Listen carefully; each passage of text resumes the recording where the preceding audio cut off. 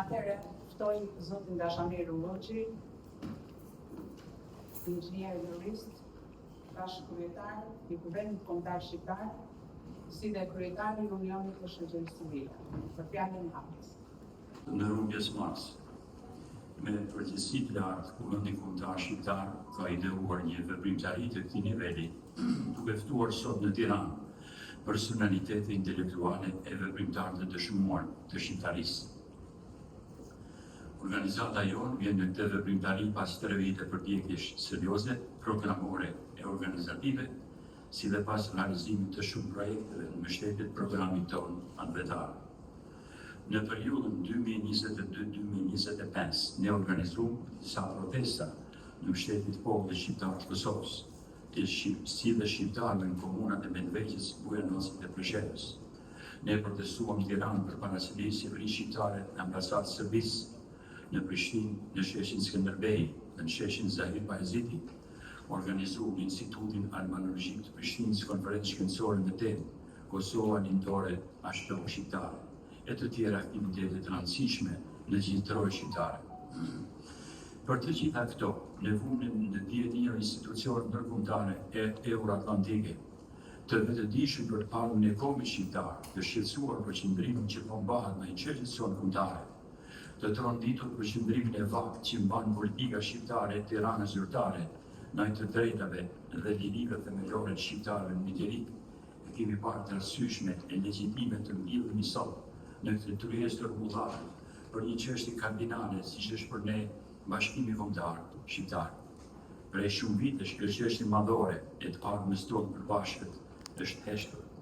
Politika shqiptare ka mbyllur gojën sepse çështje të tilla delikate nuk i kanë shkuar për shkak politikave evropiane, të cilave u intereson statu quo-ja, u intereson paqja formale e artificiale, edhe pse shqiptarëve u janë prekur interesat mëdha. U kanë grabitur toka e Trojë, u është grabitur historia dhe origjina kombëtare, për të cilën kanë të drejtë të ngrihen larg e të krenohen në madhështi. Për fat të keq, qëndrime të tilla po i shërbejnë ndarjes dhe jo bashkimit e mirëkuptimit gjithë shqiptar. Pa kohë më parë, opinioni shqiptar është tronditur krahas shumë zhvillimeve të tjera, edhe nga disa ngjarje duke pa rëndësi e disi sporadike. Në ndërtimin e një politikani shqiptar të Kosovës, në një emision televiziv u shfaq gazetari shqiptarës Oliver Schmidt. Për hapin time, ai kur thoshte shqiptarëve si Kosova dhe Shqipëria bashkë nuk po shkonin drejt bashkimit, po drejt ndarjes. Sipas tij, tani kemi 2 popull të ndryshëm me mentalitete të ndryshme për zhvillimin e të ardhmen e tyre, 2 popull që kanë jetuar në sisteme të ndryshme sociopolitike, 2 popull që duhet të jenë të ndarë më mirë se të bashkuar në një shtet të vetëm unitar. Pa në një vështirësi të madhe, një dëgjues i vëmendshëm nxjerr përfundimin se ky ishte një zë i autorizuar dhe jo një zë në shkretir. Nëpërmjet megafonëve të tillë, politika aktuale evropiane më thotë shqiptarëve, rrini e mos na prishni radi. Për fat të keq, ata që na ndonë me 6 copa rreth një shekull më parë, nuk mund të pranojnë bashkimin e shqiptarëve në një shtet të vetëm në Ballkan. Një bashkim i tillë i forcon shqiptarët dhe njëkohësisht për interesat e Jugoslavisë e veçanërisht të Serbo-Rusisë në Ilirik. Në këto kushte, i fryhet ndarjes dhe jo bashkimit kombëtar të shqiptarëve. Në mënyrë veçantë për të zhvillime, kur politika shqiptare ka heshtur, kur politikanët tanë janë dashuruar pas kuptuar të interesave e përfitimeve personale, në këto kohë kur Evropa një plan e fërkon agresorin Serbi e sanksionon viktimin Kosovë, në kohën kur Shamblia është heshtur totalisht, në kohën kur shqiptarë majorancë në Maqedoni të ajtojnë si pakicë kombëtare, është moment historik dhe mos ka kaluar të ngrihet në këmbë shoqëria shqiptare e ta thotë fjalën e vet. Në këto kohë të razvirë është mëdha, kur po përligjin paraja dhe forca, parimi vetëvendosjes popujve, lirive të drejta themelore miliut kanë marrë një goditje të rëndë. Pikërisht tani, kur rreziqet mëdha po i kanosin kombit, vetë ekzistencës sonë kombëtare, më shumë se kur duhet jemi bashkë. Modelin e kësaj harmonie e të këtij bashkëpunimi gjithëanshëm duhet të hapin së pari Shqipëria dhe Kosova jonë. Është e rëndësishme ta hedhim për tokë ata të kalmun që vazhdojnë të nëndajnë padrejtësisht. Me këtë, kam parasysh që të shtetet shqiptare t'i rafshojnë të gjithë faktorët që nëndajnë, të cilë mund t'jenë politike, ekonomike apo të tjerë. Nuk është e rëndësishme se a duhet jemi federal, konfederal apo diçka tjetër. E rëndësishme është kuptojmë e të punojmë që t'jemi bashkë. Këtë kërkon interesi unikëmbëtar, e kërkon e armja jonë. Ka njerëz që thonë se duhet të heshtim e të pranojmë sa të kohë. Ka zëra që thonë se fuqitë e mëdha janë ku në Bashkimin Shqiptar. Ka mbetur në kujdesin tonë thënia e shefës politikës jashtëm amerikane Madeleine Albright, e cila diku pa thënë, ne nuk i kërkojmë shqiptarëve të heqin dorë nga ëndra tyre. Edhe ëndra jonë, ëndra popullit shqiptar, e shprehur në një majorancë cilësore, rreth 80% ka qenë dhe mbetet Bashkimi Kombëtar.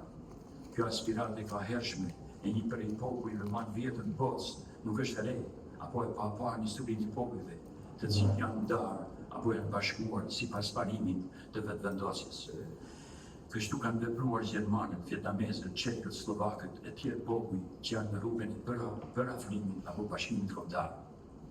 Nuk duhet të harrojmë kurrë se jo shtetet e ndara, por shtetet e bashkuara të Amerikës i kanë dhënë zhvillime ekonomike e politike në krejt rruzën të Kosovës.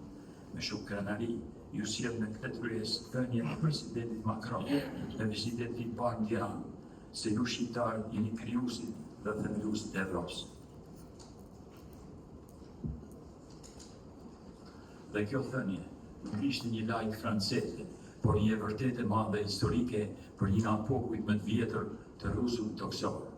Ne shqiptarët nuk duhet harrojmë kurrë shembullin e Skënderbeut në bashkimin e princave shqiptar dhe në qeverisjen legjendare anti-osmane, idetë frymëzuese të rilinjes kombëtare, shpalljen e pavarësisë që ka sundimi gjatë Osman në kufit e Shqipërisë natyrale, luftën e popullit tonë kundër pushimit fashist, ringjalljen dhe lirinë që solën proceset demokratike në Shqipëri, luftat e shqiptarëve për lirinë e Kosovës, lirinë dhe drejtat kombëtare njerëzore në Maqedoni, Preshevë, Buenos, Medveç, të drejtat e shqiptarëve në Malin e Zi, të drejtat e nepërkëmbura të Çamërisë e të popullit shqiptar në Greqi.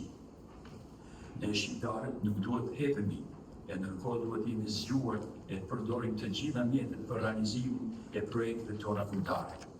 Duke përfunduar, falenderoj me zemër përfaqësuesit e Kuvendit Kombëtar Shqiptar, diskutantët në këtë tavolinë vllazërore e anëvetare.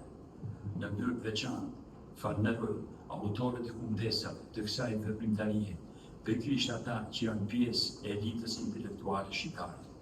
Gjithashtu, ju vënë dënimi se kjo tërheqje shkencore e historike shënon preludin e Kuvendit Kombëtar Shqiptar, që do të mbahet në maj të vitit 2026.